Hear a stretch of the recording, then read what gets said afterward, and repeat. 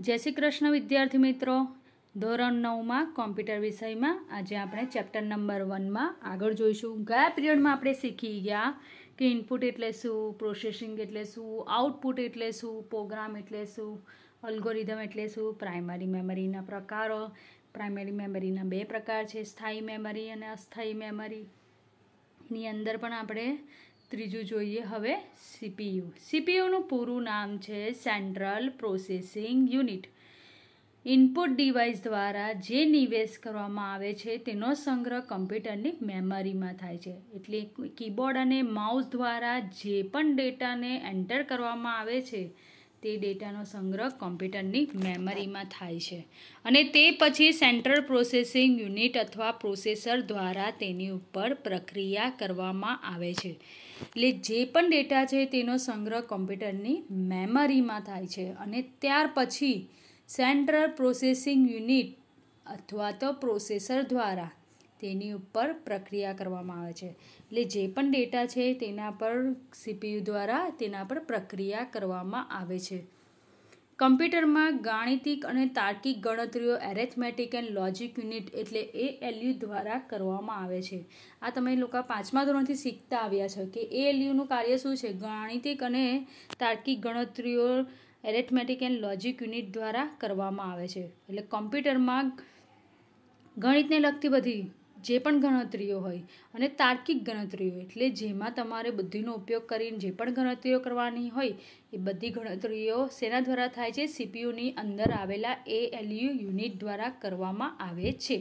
Control unit દ્વારા સૂચનાઓના અમલનું સંચાલન તથા કમ્પ્યુટરના અન્ય ભાગોના કાર્યનું નિયંત્રણ કરવામાં આવે છે। એટલે CU તો કંટ્રોલ યુનિટ દ્વારા શું કરવામાં આવે છે કે આપેલી સૂચનાઓ પર અમલ કરવાનો। એટલે આપણે જે પણ ઉપયોગ કરતા છે એમને જે પણ ડેટા ઇનપુટ કરીએ છીએ ને જે પણ આઉટપુટ મેળવવા માટે પ્રોસેસ કરવાની હોય છે તે ડેટાઓ પર સૂચનાઓના અમલનું સંચાલન તથા કમ્પ્યુટરના અન્ય ભાગોના કાર્યનું નિયંત્રણ કરવામાં આવે છે। એટલે કમ્પ્યુટરના બધા જ ભાગોને ચલાવવા માટે અને તેના પર કાર્ય કરવા માટે, તેના પર અંકુશ રાખવા માટે નિયંત્રણ કરવાનું કાર્ય CU દ્વારા થાય છે। CU એટલે કંટ્રોલ યુનિટ। ALU અને CU મળીને સેન્ટ્રલ પ્રોસેસિંગ યુનિટ બને છે। એટલે ALU અને CU આ બે યુનિટ મળીને સેન્ટ્રલ પ્રોસેસિંગ યુનિટ એટલે CPU બને છે, જેને કમ્પ્યુટરનું મગજ પણ કહેવામાં આવે છે। જેને શું કહેવાય છે? કમ્પ્યુટરનું મગજ કહેવામાં આવે છે। એટલે સીપીયુમાં આપણે શીખ્યા આટલું કે સીપીયુનું પૂરું નામ શું છે? Central processing unit. સીપીયુમાં કયા કયા યુનિટ આવેલા છે? તો સીપીયુ શેનું બનેલું છે? ALU, CU અને મેમરી આ 3 ભાગોનું બનેલું છે। એમાં આપણે જોયું કે ALUનું કાર્ય શું છે કે ગણિત અને તર્કને લગતા બધી ગણતરીઓ ALU દ્વારા થાય છે। CU શું કરે છે કે જે પણ સૂચનાઓ આપે છે તેના પર કાર્ય કરવાનો અને તેને ચલાવવાનું અને કમ્પ્યુટરના બધા જ ભાગો પર અંકુશ રાખવાનું કાર્ય CU દ્વારા થાય છે।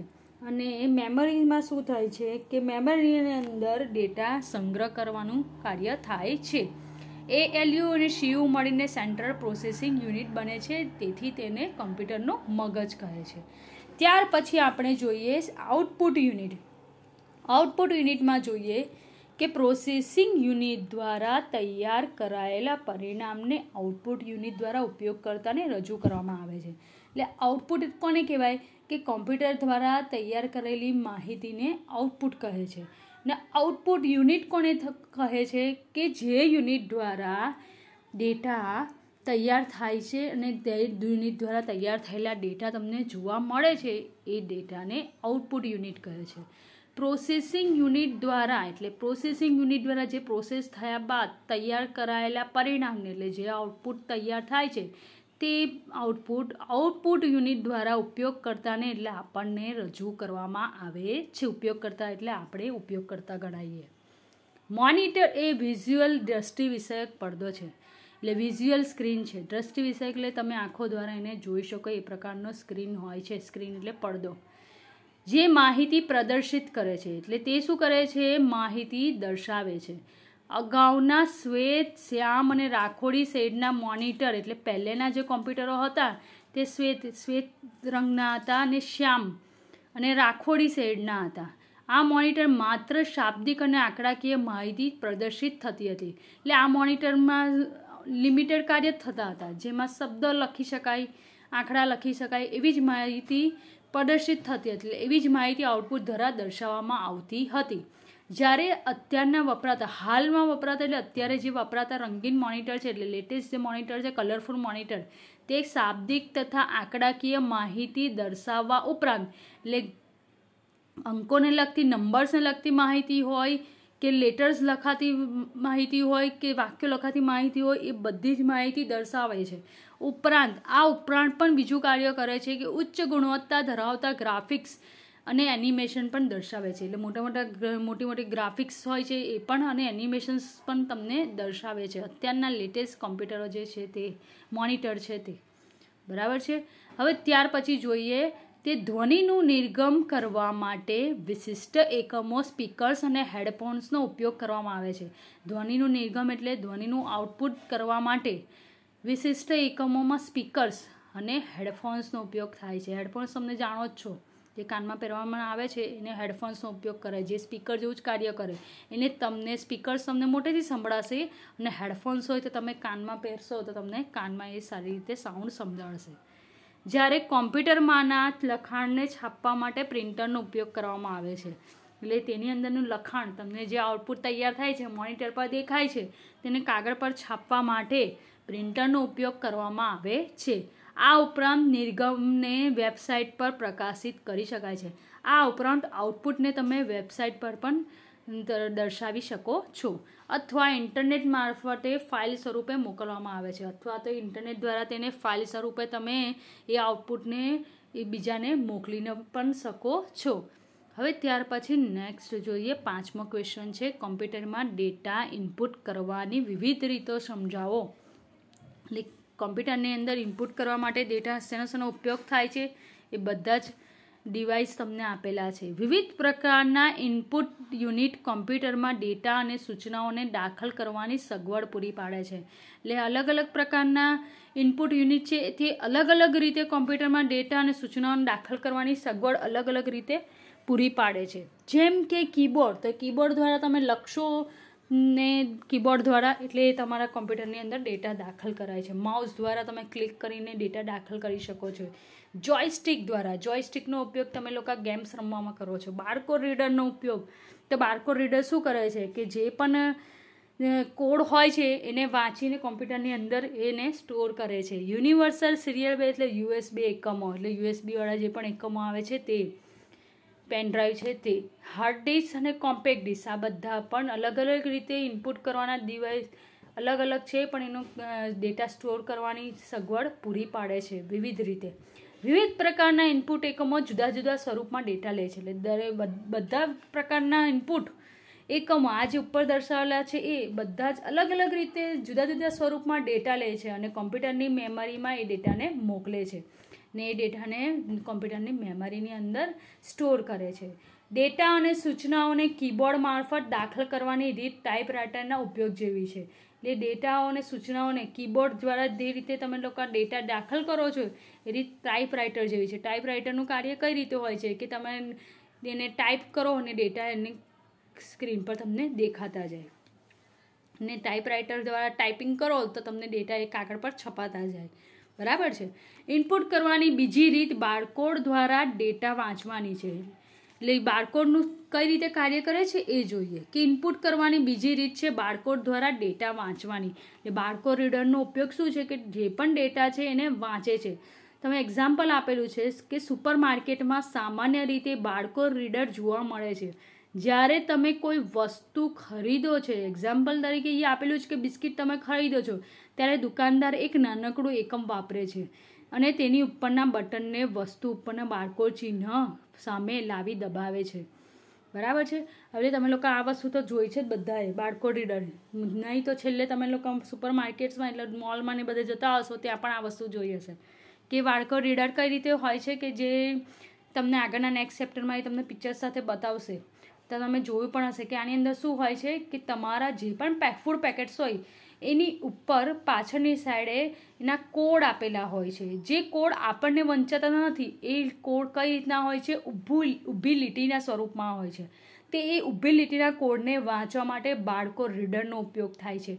તો જેવી રીતે તમે જ્યારે બિલિંગ માટે જાઓ છો ત્યારે જે તમારા ફૂડ પેકેટ્સ હોય છે તેના બારકોડ પર બારકોડ રીડરને ફેરવવામાં આવે છે, જ્યાં આગળ તમને અલગ પ્રકારની લાલ કલરની લાઇટ્સ ફરે એની ઉપર, એટલે તરત એ ડેટાને કોમ્પ્યુટરની અંદર એ વાંચીને મોકલી આપે છે.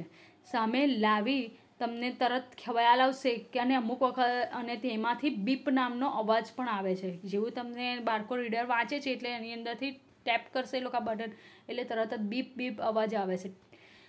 બીપ અવાજ સાથે વસ્તુના પેકેટ પર છાપેલી કિંમત બારકોડ વાંચાય છે. એટલે એની અંદર બીપનો અવાજ આવે એટલે બારકોડ રીડર એ કિંમતને કે એ નંબરને શું કરે છે, કોડને વાંચે છે અને બિલ તૈયાર કરવા માટે કોમ્પ્યુટરમાં માહિતીનો સંગ્રહ થાય છે. એટલે બિલ તૈયાર કરવા માટે આ કોમ્પ્યુટરની અંદર આ માહિતીનો સંગ્રહ થાય છે.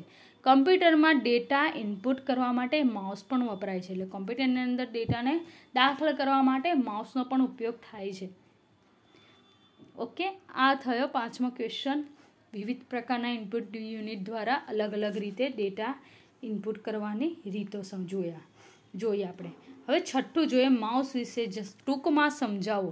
તો માઉસનો ઉપયોગ શેના માટે થાય છે તે જોઈએ કે કોમ્પ્યુટરમાં ડેટા ઇનપુટ કરવા માટે માઉસ વપરાય છે. કોમ્પ્યુટરની અંદર ડેટાને દાખલ કરવા માટે માઉસ વપરાય છે. માઉસ એક એવો એકમ છે જે સ્ક્રીન ઉપરના પોઇન્ટરને હલનચલન પર નિયંત્રણ રાખે છે. એટલે માઉસ વડે તમે સ્ક્રીન પર કઈ જગ્યાએ છે તે તમે પોઇન્ટર દ્વારા એને જાણી શકો છો.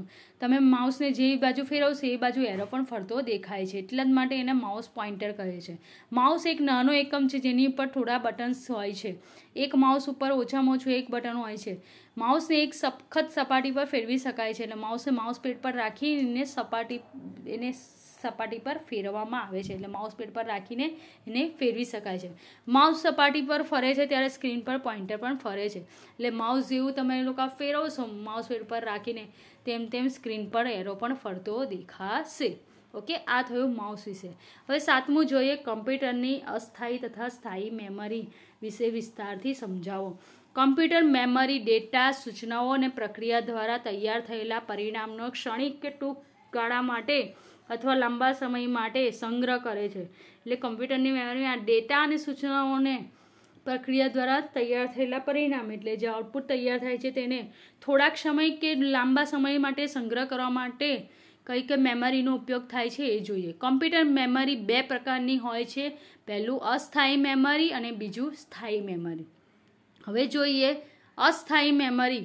અસ્થાયી મેમરીને વોલેટાઇલ મેમરી પણ કહેવાય છે. આ તમને MCQમાં પૂછી શકે. સ્થાયી મેમરીને ગૌણ મેમરી કહેવાય છે, એ તમને આગળ આવશે. અસ્થાયી મેમરીને વોલેટાઇલ મેમરી પણ કહેવાય. આ પ્રકારની મેમરી કોમ્પ્યુટરની પ્રાથમિક સંગ્રહ કરવાની મેમરી હોવાથી તે પ્રાઇમરી મેમરી તરીકે ઓળખાય છે. તેને હંગામી મેમરી અથવા મુખ્ય મેમરી પણ કહેવાય છે. અસ્થાયી મેમરીને પ્રાઇમરી મેમરી પણ કહેવાય, હંગામી મેમરી પણ કહેવાય, વોલેટાઇલ મેમરી પણ કહેવાય અને મુખ્ય મેમરી પણ કહેવામાં આવે છે. જુદા જુદા ઇનપુટ એકમો મારફત નિવેશ કરેલી માહિતી સૌપ્રથમ મુખ્ય મેમરીમાં સંગ્રહ થાય છે અને ઇલેક્ટ્રોનિકલી ત્યાં જ રહે છે. એટલે જુદા જુદા એકમો દ્વારા અસ્થાયી મેમરીને નિવેશ કરતી માહિતી સૌપ્રથમ ક્યાં જાય છે? મુખ્ય મેમરીમાં. એટલે અસ્થાયી મેમરીની અંદર, પ્રાઇમરી મેમરીની અંદર સંગ્રહ થાય છે જ્યાં સુધી એને ઇલેક્ટ્રોનિક સપ્લાય મળતો રહે ત્યાં સુધી. એટલે જ્યાં સુધી તમારું કોમ્પ્યુટર ચાલુ રહે ત્યાં સુધી. જ્યારે કોમ્પ્યુટરની સ્વિચ બંધ કરવામાં આવે અથવા કોમ્પ્યુટરને રીસેટ કરવામાં આવે ત્યારે આ માહિતીનો નાશ થાય છે. તમે અચાનક તમે સ્વિચ બંધ કરી દો અથવા તો લાઇટ જતી રહી અથવા તો તમે એને રિસ્ટાર્ટ કરો તો તમને આ માહિતી પ્રાઇમરી મેમરીમાં સંગ્રહ થયેલી માહિતીનો શું થાય છે? નાશ થાય છે. એ તમને પાછી મળતી નથી. એ માહિતી ડિલીટ થઈ જાય છે. અને તેથી જ આ પ્રકારની મેમરી અસ્થાયી મેમરી કહેવામાં આવે છે. એટલા જ માટે આ મેમરીને અસ્થાયી memory, volatile memory, primary memory, હંગામી મેમરી, મુખ્ય મેમરી કહેવામાં આવે છે. ઓકે, તમને લોકોને આ પણ પૂછી શકાશે કે અસ્થાયી મેમરીના કયા કયા નામ છે, એ તમને ઓપ્શન્સમાં આપેલા હોય. ત્યાર પછી બીજું જોઈએ સ્થાયી મેમરી. સ્થાયી મેમરીને સેકન્ડરી મેમરી કહેવામાં આવે છે.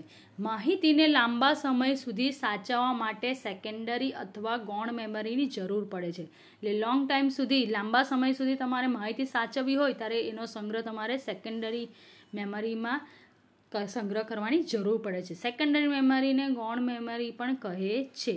સેકન્ડરી મેમરી અસ્થાયી નથી હોતી, એટલે પ્રાઇમરી મેમરી જેવી એ અસ્થાયી હોતી નથી અને તેમાં માહિતી લાંબા સમય સુધી જળવાઈ રહે છે. એની અંદરની માહિતી લાંબા સમય સુધી સાચવી શકાય છે. જે એકમો સેકન્ડરી મેમરીનો ઉપયોગ કરે છે તેને સેકન્ડરી સ્ટોરેજ ડિવાઇસીસ કહેવામાં આવે છે. એટલે આ બધા એકમોને સેકન્ડરી સ્ટોરેજ ડિવાઇસ કહેવાય છે કે જેની મદદથી તમે લાંબા સમય સુધી માહિતીનો સંગ્રહ કરી શકો છો. એટલે અસ્થાયી હોતી નથી એટલે કઈ રીતની, તો કે માહિતીને સ્વિચ બંધ કરો કે તમારું કોમ્પ્યુટર બંધ થઈ જાય કે તમે રિસ્ટાર્ટ કરો તો પણ આ મેમરીની અંદર રહેલી માહિતીનો નાશ થતો નથી, ભૂસાઈ જતી નથી, ડિલીટ થઈ જતી નથી, ઉડી જતી નથી. બરાબર છે. એટલે તમારે લાંબા સમય સુધી સંગ્રહ કરવો હોય ડેટાનો તો સેકન્ડરી મેમરીની અંદર જ સંગ્રહ કરવાનો. હવે સેકન્ડરી મેમરીનો ઉપયોગ કરવા માટે જે એકમોનો ઉપયોગ થાય છે તેને સેકન્ડરી સ્ટોરેજ ડિવાઇસીસ કહે છે. ઉદાહરણ તરીકે છે હાર્ડ ડિસ્ક અને compact disk, USB, pen drive, આ બધા સેકન્ડરી સ્ટોરેજ ડિવાઇસ છે. પ્રાઇમરી મેમરીની સરખામણીમાં સેકન્ડરી મેમરી કેવી છે? સ્થાયી છે, ધીમી છે, ઓછી ખર્ચાળ અને ક્ષમતા ઘણી વધારે હોય છે. એટલે એની ડેટા સ્ટોર કરવાની ક્ષમતા વધારે હોય છે. તેની સરખામણીમાં પ્રાઇમરી મેમરીની સરખામણીમાં. ઓકે, હવે જુઓ 8મો ક્વેશ્ચન છે પ્રાઇમરી અને સેકન્ડરી મેમરી વચ્ચેનો તફાવત. આ જ વસ્તુ આપણે આગળ જોઈ ગયા છે તો પણ એકવાર ખાલી જોઈ લઈએ. પ્રાઇમરી મેમરી અને સેકન્ડરી મેમરી. પહેલો પોઈન્ટ જોઈએ, પ્રાઇમરી મેમરી માહિતીનો ક્ષણિક કે ટૂંકા ગાળા માટે સંગ્રહ કરે છે અને સેકન્ડરી મેમરીમાં જોઈએ, સેકન્ડરી મેમરી માહિતીનો લાંબા સમય માટે સંગ્રહ કરે છે. એ જ વસ્તુ આપણે આગળ જોઈ ગયા. કોમ્પ્યુટરની સ્વિચ બંધ કરવામાં આવે અથવા કોમ્પ્યુટરને રીસેટ કરવામાં આવે ત્યારે પ્રાઇમરી મેમરીમાં રહેલ માહિતીનો નાશ થાય છે અને સેકન્ડરી મેમરીમાં જોઈએ કે કોમ્પ્યુટરની સ્વિચ બંધ કરવામાં આવે અથવા કોમ્પ્યુટરને રીસેટ કરવામાં આવે ત્યારે સેકન્ડરી મેમરીમાં રહેલ માહિતીનો નાશ થતો નથી. ત્રીજો પોઈન્ટ જોઈએ, પ્રાઇમરી મેમરી અસ્થાયી, વધુ ખર્ચાળ અને ક્ષમતામાં ઘણી ઓછી હોય છે. એની સરખામણીમાં સેકન્ડરી મેમરી સ્થાયી, ધીમી, ઓછી ખર્ચાળ અને ક્ષમતામાં ઘણી વધારે હોય છે. આ તફાવત છે. આ તમારા નોટબુક્સમાં લખવાનું છે. બરાબર છે. અને આગળ પણ હું જે અંડરલાઇન કરી છે એ ક્વેશ્ચન આન્સર્સમાં તમારે લખવાનું છે. જેટલી અંડરલાઇન કરી છે એટલું જ. હવે 9મો ક્વેશ્ચન જોઈએ, કયા ભાગને કોમ્પ્યુટરનું મગજ કહેવામાં આવે છે? શા માટે? અથવા તો સેન્ટ્રલ પ્રોસેસિંગ યુનિટ વિશે સમજાવો. હવે સેન્ટ્રલ પ્રોસેસિંગ યુનિટનું પૂરું નામ તમને જણાવેલું આગળ, એને CPUનું પૂરું નામ છે સેન્ટ્રલ પ્રોસેસિંગ યુનિટ ને કોમ્પ્યુટરનું મગજ કહેવામાં આવે છે. આગળ જોયું એ જ પ્રમાણે છે. સેન્ટ્રલ પ્રોસેસિંગ યુનિટ અથવા તો પ્રોસેસર દ્વારા ALU તથા CU આ બે ભાગો મળીને સેન્ટ્રલ પ્રોસેસિંગ યુનિટ એટલે કોમ્પ્યુટરનું સેન્ટ્રલ પ્રોસેસિંગ યુનિટ એટલે CPU બને છે. કમ્પ્યુટરમાં ગાણિતિક તથા તાર્કિક ગણતરીઓ ALUમાં થાય છે. એ આપણે આગળ જોઈ ગયા. કંટ્રોલ યુનિટ દ્વારા કોમ્પ્યુટરને અપાયેલ સૂચનાઓના અમલનું સંચાલન અને કોમ્પ્યુટરના ભાગોનું કાર્યનું નિયંત્રણ કરવાનું કાર્ય કંટ્રોલ એટલે CU દ્વારા થાય છે. આમ કોમ્પ્યુટર દ્વારા કરવામાં આવતા મુખ્ય કાર્ય CPU દ્વારા થતા હોવાથી તેને કોમ્પ્યુટરનું મગજ પણ કહેવામાં આવે છે.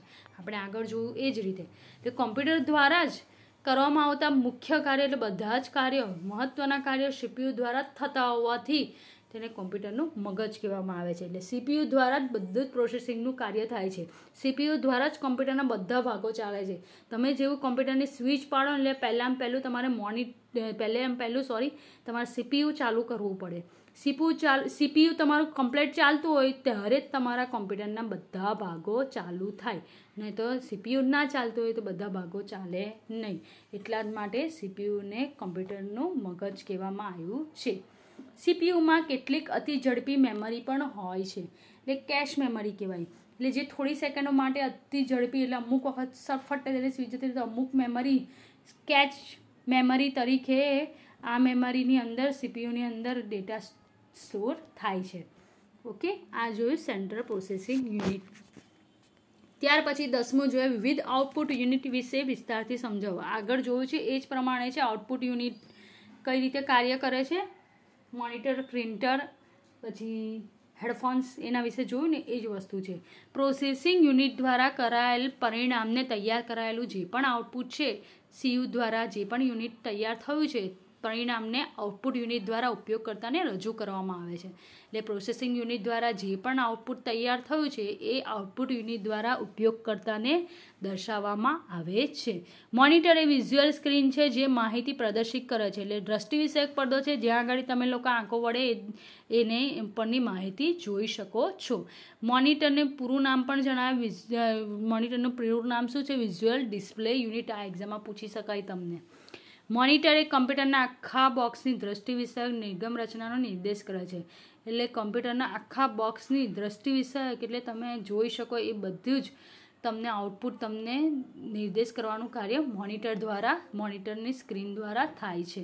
અગાઉના મોનિટર શ્વેત, શ્યામ અને રાખોડી શેડના હતા અને આ ફક્ત પહેલાંના જે કોમ્પ્યુટરના મોનિટર હતા એ શાબ્દિક અને આંકડાકીય માહિતી જ દર્શાવી શકતા હતા. પણ હાલમાં વપરાતા કોમ્પ્યુટરો જે છે તે રંગીન મોનિટર્સ, એટલે સ્ક્રીન પણ કેવી હોય છે? કલરફુલ હોય છે. શાબ્દિક કે આંકડાકીય માહિતી ઉપરાંત ઉચ્ચ ગુણવત્તા ધરાવતા એનિમેશન્સ અને ગ્રાફિક્સ પણ તે દર્શાવે છે. ધ્વનિનું નિર્ગમ કરવા માટે, એટલે આઉટપુટ સાંભળવા માટે વિશિષ્ટ એકમોમાં સ્પીકર્સ અને હેડફોન્સનો ઉપયોગ કરવામાં આવે છે. કમ્પ્યુટરની માહિતી કાગળ પર છાપવા માટે પ્રિન્ટરનો ઉપયોગ કરવામાં આવે છે. આ સિવાય પણ આઉટપુટને સીધું વેબસાઇટ પર પણ પ્રકાશિત કરી શકાય છે. એટલે વેબસાઇટ પર પણ તમે એને જોઈ શકો છો અથવા તે ઇન્ટરનેટ મારફતે ફાઇલ સ્વરૂપે મોકલવામાં આવે છે. એટલે જે પણ માહિતી તમને વેબસાઇટ પર દેખાય છે તેને ઇન્ટરનેટ હોય તમારા પીસીમાં તો તમે એ માહિતીને ફાઇલ સ્વરૂપે બીજાને મોકલી પણ શકો છો. ત્યાર પછી જોઈએ 11મો કોમ્પ્યુટરના મૂળભૂત ઘટકો સાથે બ્લોક ડાયાગ્રામ જેવો આકૃતિને સમજાવવા. આ જ વસ્તુ આપણે 5મા ધોરણમાં જોઈ ગયા અને 8મા ધોરણમાં જોઈ ગયા અને એ પણ સેમ જ વસ્તુ છે. ઓકે, ઇનપુટ મેમરી, પ્રોસેસર અને આઉટપુટ એક કોમ્પ્યુટરમાં મૂળભૂત ઘટકો છે જે નીચે આકૃતિમાં દર્શાવેલા છે. જુઓ આ ચાર્ટ જે છે તે મૂળભૂત ઘટકોમાં સેન્ટ્રલ પ્રોસેસિંગ યુનિટની અંદર શું આવેલું છે એ આખું જોઈએ. કેવી રીતે ડેટા ઇનપુટ થાય છે, કેવી રીતે પ્રોસેસ થાય છે, શેની અંદર માહિતી સ્ટોર થાય છે અને કેવી રીતે આઉટપુટ દર્શાવવામાં આવે છે એ આપણને અહીંયા ચાર્ટ દ્વારા બતાવેલું છે. હવે જુઓ સેન્ટ્રલ પ્રોસેસિંગ યુનિટ. પહેલું તો જોઈએ ઇનપુટ. તો કોમ્પ્યુટરને કોઈ કાર્ય કરવા માટે સૂચનાઓ આપવાની જરૂર પડે છે. એટલે કોમ્પ્યુટર જાતે ચાલવાનું માનતું નથી, એને આપણે સૂચનાઓ આપવી પડે છે કે તમારે શું કરવું છે, કેવી રીતે કરવું છે એ તમારે પહેલે એને સૂચના આપવી પડે.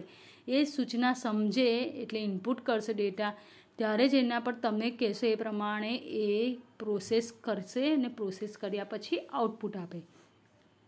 ઉપયોગકર્તાએ આપેલી સૂચનાઓ, એટલે આપણે જે રીતે સૂચનાઓ આપીએ છીએ એ રીતે અમલ કરવા માટે અને ગણતરીઓ કરવા માટે કમ્પ્યુટર ઇનપુટ લઈ શકે તે પ્રકારની રચનાની જરૂર પડે છે. એટલે ઉપયોગકર્તા જે પણ સૂચનાઓ આપે છે તેના પર અમલ કરવા માટે અને ત્યાર પછી એ કયા પ્રકારની માહિતી છે તેના પર પ્રોસેસ કરવાની તેના પર પ્રોસેસ કરવા માટેની રચનાની જરૂર પડે છે.